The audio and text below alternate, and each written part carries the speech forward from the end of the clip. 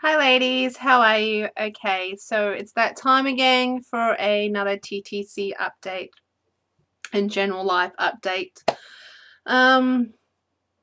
Yes, I've got a lot to try and explain to you, so I'll try and explain to it the best I can. Welcome to my weird body, everybody, because I seem to be having my second cycle for April. I'll start at the beginning with my first cycle. So cycle day 1, I'm just looking at my iPad. So cycle day 1 was the 12th of April, and it was a pretty medium to heavy flow all the way through, and I bled for about 8 days with a spotting on the 9th day. So then I was getting prepared for the lead up to ovulation. I had my OPKs, I had all that sort of stuff ready, and I only had 2 days of CM, which was clear and slippery CM, which was on cycle day 12 and 13. So I did some OPKs on the cycle day 13 and it was a negative. And then on cycle day 15 I had creamy CM, so I definitely thought it's getting to that point of leading up to EWCM and a positive OPK, but it was the faintest of faint lines. Some of the faintest OPKs I've had in a long time. And then, for some reason, on cycle day 18, I started to bleed. I'll quickly show you my fertility friend chart. It's in Celsius, though. Is it Celsius? Yeah, so I don't know what degrees. I can't remember what we are. Mind blank. As you can see, I've got the world's most horrible chart. It looks like some kind of giraffe or something. I was really sick last week though. That's what that temperature spike is there. That goes way up there. I had a fever. I had a horrible virus for a whole week, and I don't know if that's what's messed up my cycle or what. But on cycle day 18, I started bleeding, and at first it was just like a little bit of spotting. So I messaged my homeopath, and she just said it could be like breakthrough bleeding, and it could be just leading up to your body ovulating. Even though my OPK is negative, I did have ovarian pain, like around my ovaries, like cramping and just intense pressure and discomfort in my lower back on the left side and that sort of stuff. So the signs all look positive, but the bleeding didn't slow down, and so I'm now counting it as a second cycle of the month, and I'm currently cycle day 2. So that's not really exciting at the moment. It's just a little line. But that is what's going on so far. So, welcome to the wonderful world of me, where I apparently have 2 AFs in a month. This is the same kind of funkiness that went on after my first miscarriage. The last time that I can remember that I had 2 cycles in 1 month was the month I conceived my first angel. I had a regular 7-day cycle, AF, and then it went away, and then I had a second cycle in the month, which only went for 4 days, and then I conceived my angel after that 4-day cycle. So at the moment it's a very light flow, but it's enough that you need to wear a pad, so I'm counting it as a cycle. My homeopath doesn't know what to do with me, basically, and she's going to hit me with more remedies and more herbal supplements to take, and we'll just go from there. But I have booked in to see a new fertility specialist. The appointment is on the 21st of May, which funnily enough is my birthday. The big 35. I'm turning 35. I'm so old. and time just seems like it's slipping away from me, and this rainbow baby is getting further and further away from me. But that appointment's on the 21st of May, and I see a new fertility specialist. It's in a fertility clinic, so it's not just at my local GP where my other fertility specialist and OB are that just travel down here because I'm in a country town. So I'm going up to Melbourne in the city, and I'm going to a professional fertility clinic and get tests done all there. I can get all the blood tests done there. I can get the ultrasounds done there. And I'm going to be requesting specific tests, especially to have my egg supply tested and also egg quality. That is my biggest concern. I am worried about my lack of eggs, seeing that I do not ovulate at all. And when I do ovulate, which was only once back in December where I felt pregnant, if the egg quality was good enough, you know, could that have been the problem why I had an early miscarriage? So I want that specific test done for sure.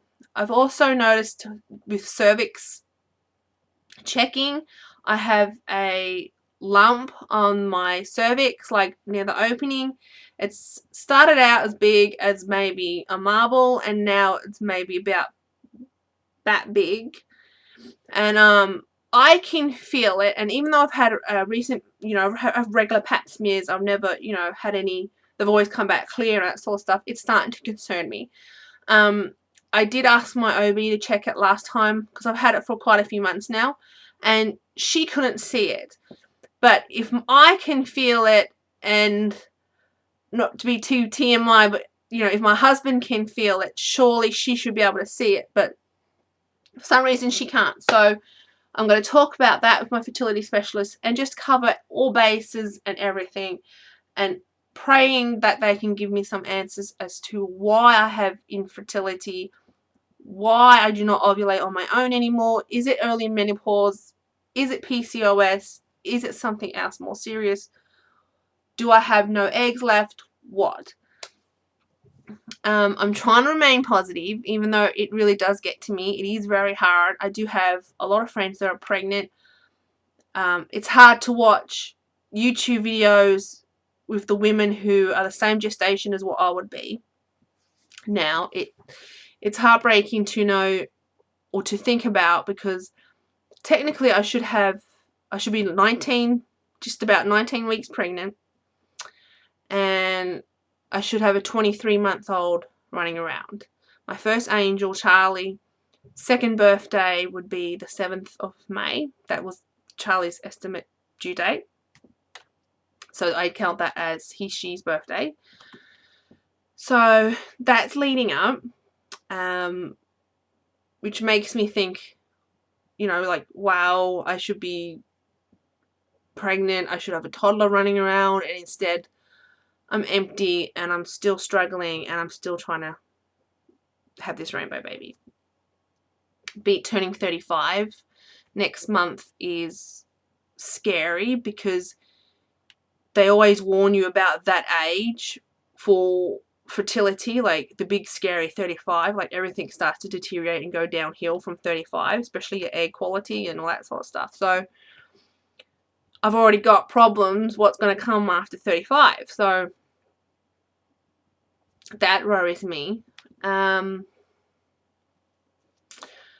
So it's basically, I'm back in limbo. Like, I don't know if this is a new cycle. I'm counting it as a cycle because I'm bleeding and I need to wear a pad and all that sort of stuff. So I'm counting it as a cycle. I'm still with my homeopath. I'm still on my natural remedies. I will still keep TTCing throughout this year, like I said, unless they say otherwise that I can't, or there is no choice or point or anything like that. I don't know where my journey is going. I hope you'll stick by me and follow me through this craziness that is my TTC journey. It's been going on for a long time now, not as long as some, I know, and I do constantly know that I am already blessed. I do get reminded that constantly in inboxes on YouTube, and myself, I do know this. Do I mourn and think about my two angels? every day. Do I still, even though I've got children, do I still want my rainbow baby? Desperately, yes. I'm not going to go into the whole thing of doesn't matter how many children you have, every woman dealing with infertility is equal. Every woman who's dealing with infertility, children or no children, first baby, fifth baby, 10th baby, 8th baby, doesn't matter what it is, it's the same pain, it's the same anguish. It's the same frustration, depression, sadness, it all goes hand in hand. This is my last year of TTC. I will stand by that, and my husband's decision as well.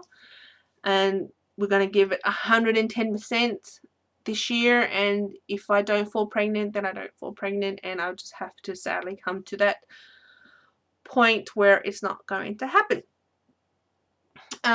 Besides TTCing, since my last update, my daughter turned 4.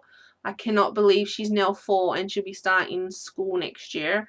My twins, my eldest, they'll be in high school next year, which is scary and even highlights how old I am. I had a haircut. Like, my hair did start out like mid-back, and then it went to about here, and now it's up to here. And I had some highlights put through and that, and I think it looks really nice, and it's back to being healthy, which it wasn't for a long time, especially through my last pregnancy and the miscarriage. My hair was falling out really bad, and it was just, as you can remember, it used to be like really super like dry and like hay. But it's back to being healthy, and it feels great, and I'm happy with that. I think that's all I wanted to update you on. I'll continue let you know what is going on with my cycle. Hopefully, if this is a second AF, it will be a short one, and fingers crossed, maybe, just maybe, by any stroke of luck or miracle or blessing, I'll get a BFP on my birthday. I've got my wedding anniversary on the 4th of May. I've got my Charlie's Angel's birthday on the 7th of May. My birthday is the 21st of May. And my twins' birthday is the 30th of May. So May is chocker. So fingers crossed, ladies, for me that I will get my BFP on my birthday by some kind of miracle. And again, congratulations to the recent BFPs that I've seen, and also the new little bubbas are being born, and to all the women that I am following that are the same gestation as me. I might not comment as much as I used to, or watch as many of your videos as I used to, because I find it so difficult. I hope you can understand that. It's just painful, and it's just a reminder where I should be instead of where what I'm not. Does that make sense? Okay, so I'll see you all soon, and I'll talk later. Bye.